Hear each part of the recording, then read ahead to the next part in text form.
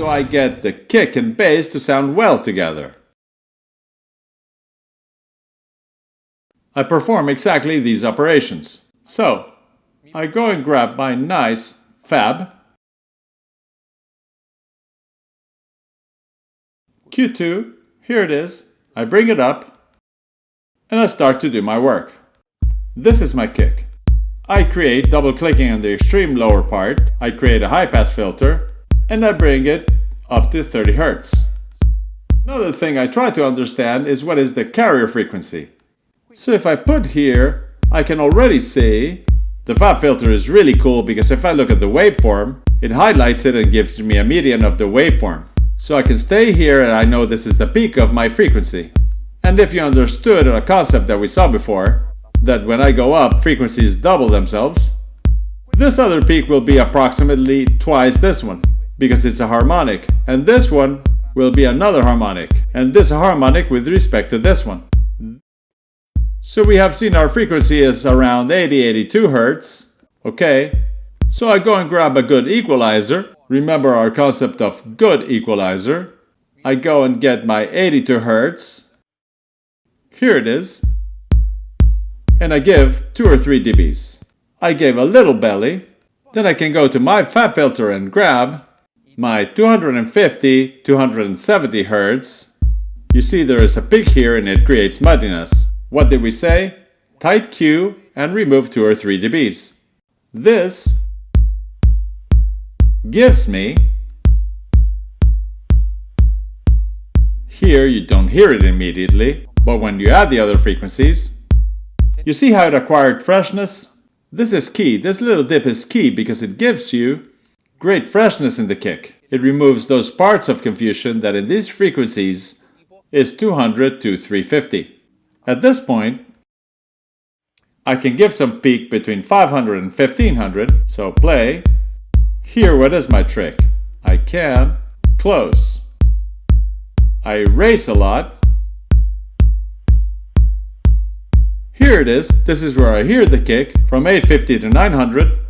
I close here and I go to my good equalizer. I come here to 850 with a Q. You see now how you understand all these instruments? And the Q, a video, a lesson all about equalizers. I go with a tight Q because all I want to do is grab my attack. See if I bring it up how it comes out. There it is. And then we said I can close the highs until it's needed. Here I kill. Here it is, and here I don't kill. See back here how much space I freed up in the room? Second step of the kick, the compressor. Okay, as we told you, we put it here, we open the release, we make the threshold intervene so it compresses. A little bit, the release is killing the sound, so I loosen it until, here it is. It's not pumping. Then I open my attack. Here it is. Like this is too much. Like this I kill it. Here it is.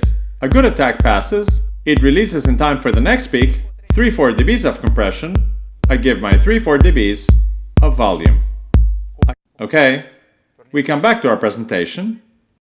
Third step, if necessary, I can use a transient designer to go and enrich the attacks or the release.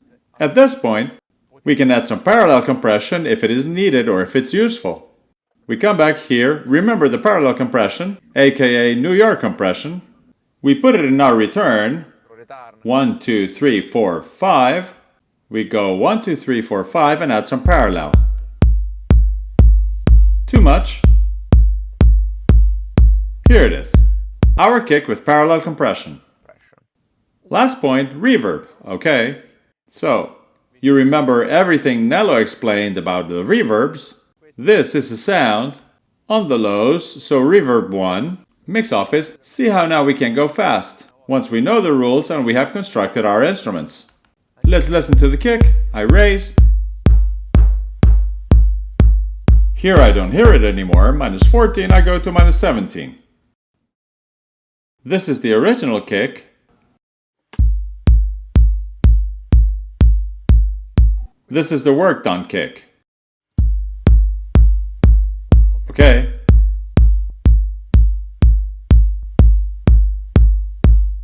Okay. Then, there will be elements of this kick that we will have to change when put in relation with the rest. Now let's go fix the bass. In general, the bass follows the same rules.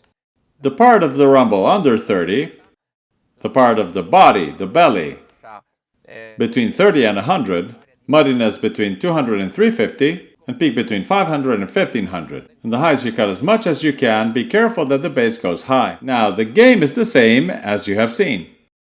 I will clean, enrich, and fix up the frequencies, compress it. In this case I can also give it some character,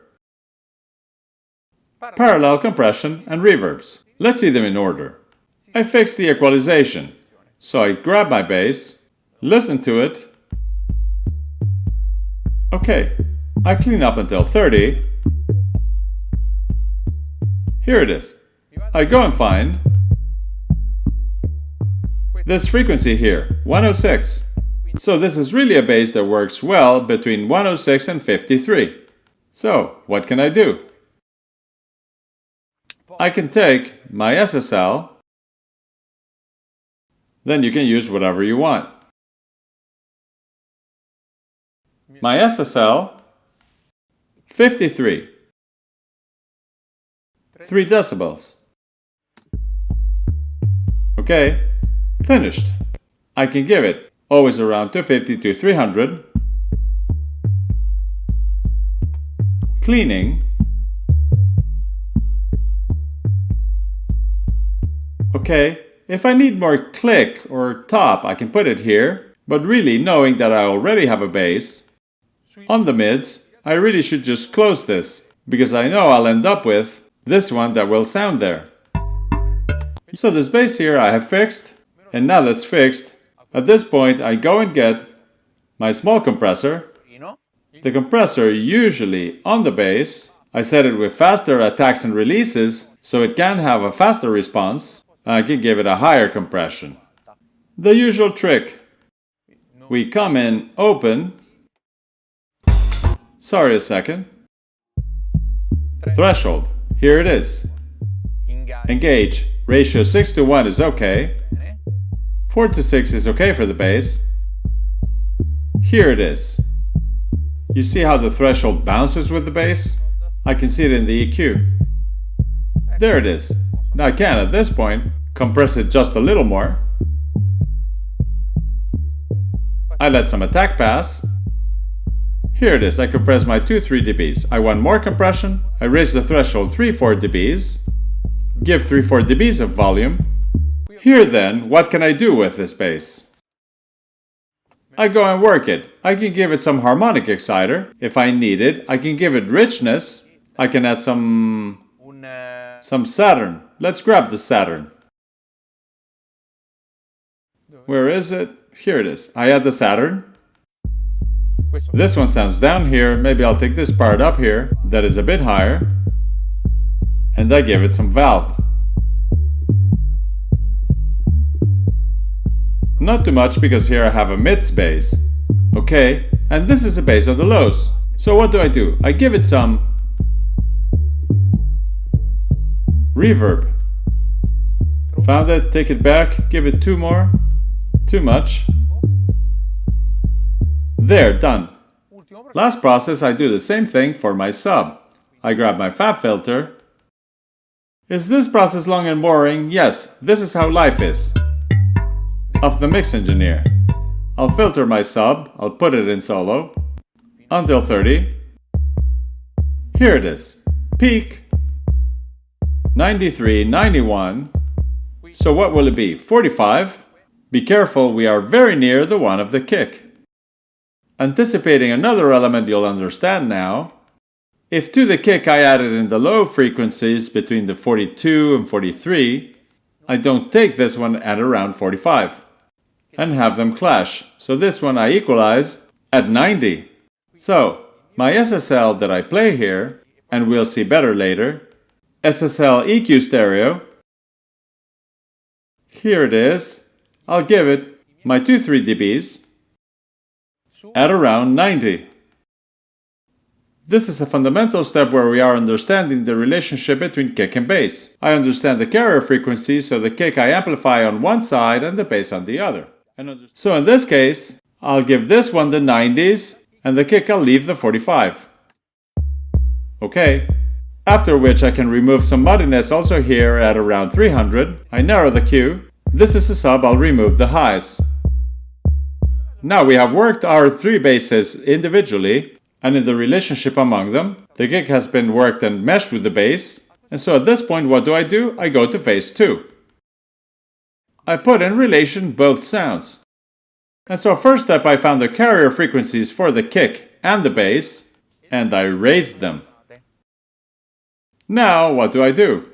Step 2, pay attention, these are secrets. I go create a hole in the kick of 3 decibels with a narrow Q where the bass is sounding, and a dip on the lows of the bass where the kick sounds. So let's go and understand this. We had said that I'll reopen my kick equalizer, we had a bass that sounded at around 50.